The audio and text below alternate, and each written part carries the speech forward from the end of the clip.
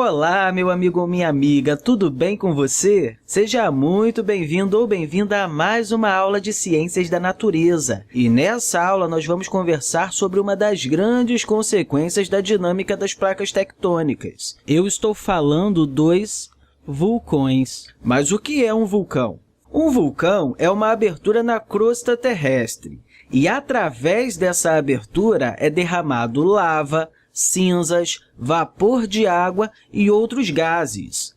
Tudo isso vindo do interior da Terra. Não podemos esquecer também que toda essa matéria se encontra em alta temperatura. Normalmente, todos os vulcões possuem uma série de atividades e esse conjunto de atividades é chamado de vulcanismo. Existem diversos tipos de vulcões e cada um deles vai ter um tipo de atividade diferente ou um tipo de vulcanismo diferente. Porém, os mais comuns são constituídos por uma espécie de edifício chamado cone vulcânico, além da cratera e da chaminé. Existem casos em que vamos encontrar também um cone secundário, com sua chaminé e cratera, mas ele é alimentado pelo principal. Observe, meu amigo ou minha amiga, essa imagem aqui do lado. Aqui nós temos um esquema representando um vulcão e as estruturas associadas a ele. Aqui, por exemplo, está a chaminé e aqui em cima a cratera. Olha aqui toda essa matéria saindo dele. Aqui nós temos o magma. Aqui em cima, os piroclastos.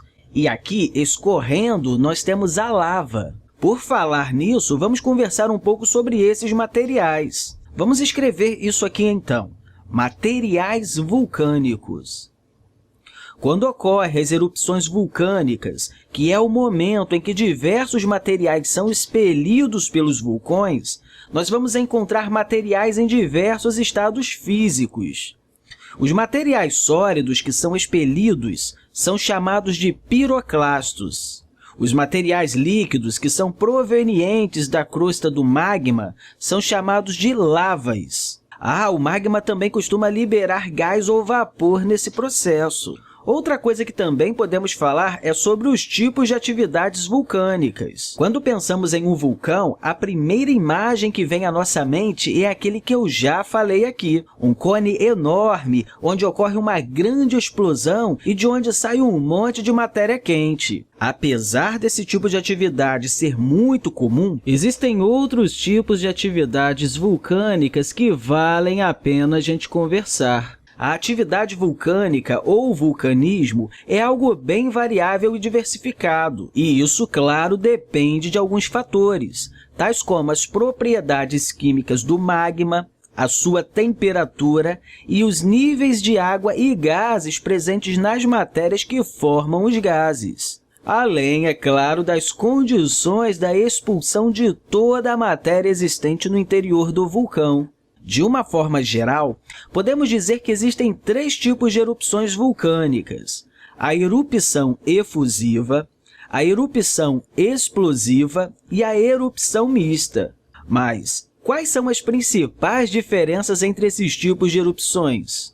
Na erupção efusiva, a emissão de lavas ocorre de forma lenta, onde o magma é fluido e os gases são liberados suavemente. Nesse tipo de erupção, os cones costumam ser baixos. Um exemplo desse tipo de erupção é o que está ocorrendo com o vulcão Mauna Loa, no Havaí. A imagem que eu coloquei aqui é uma foto desse vulcão. Na erupção explosiva, ocorre a liberação de uma grande quantidade de materiais sólidos.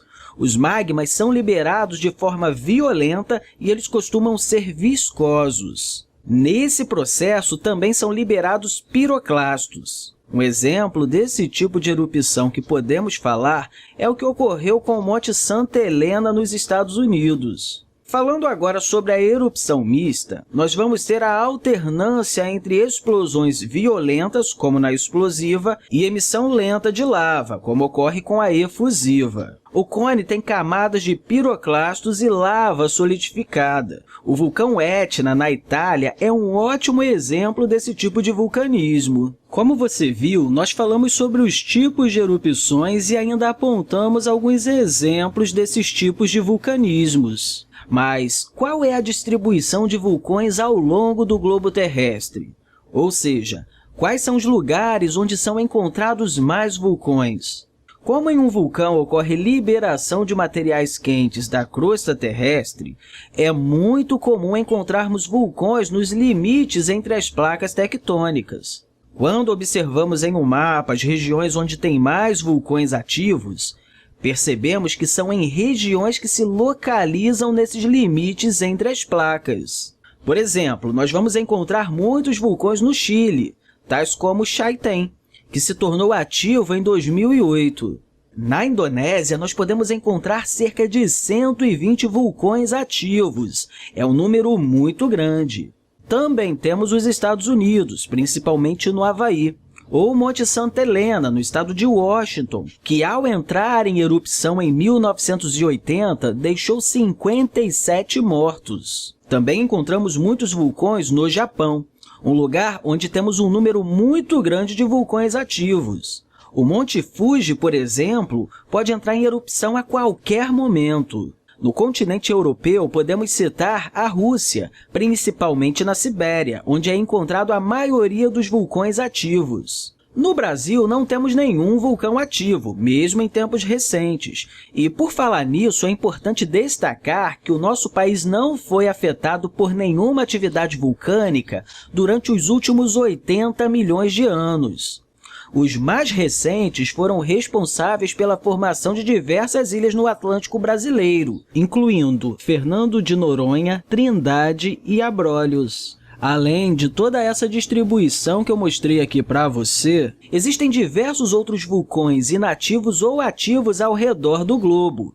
E os especialistas costumam dizer que, devido à falta de investigações sobre a história de muitos vulcões, é muito difícil saber quantos estão, de fato, ativos. Porém, existem vários estudos e técnicas para observar os vulcões e tentar prever quando eles entrarão em erupção. Quando um vulcão está inativo e começa a dar sinais, ele não faz isso rapidamente, de uma hora para outra. Ele começa com o ciclo evolutivo, desde a fumaça até outras manifestações, que então passam a ser monitoradas. Porém, o mais difícil é saber onde irá surgir um novo vulcão, já que não dá para saber onde ele irá surgir. Mas quando temos um vulcão adormecido, é possível realizar uma série de técnicas para acompanhar a evolução do vulcanismo. Podem ser utilizados sismógrafos para acompanhar os tremores de terra. Normalmente, também é realizada a medição do edifício vulcânico. Isso porque normalmente ocorre o inchamento ou expansão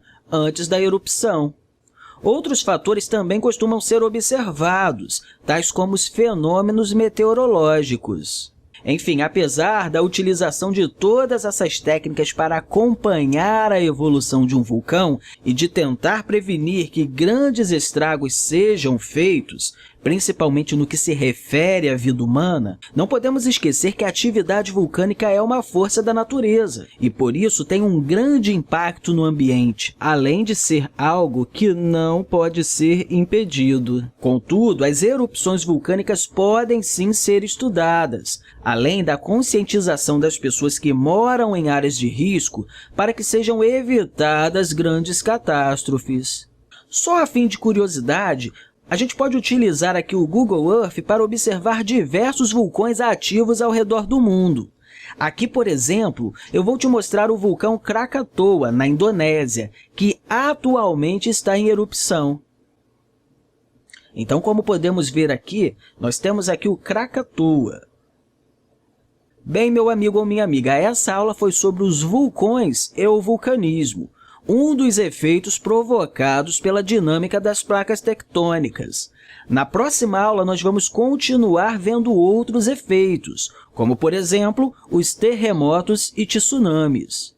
Então, não deixe de conferir essa aula. Eu espero que você tenha gostado desse vídeo e quero aproveitar aqui para deixar um grande abraço e até a próxima aula!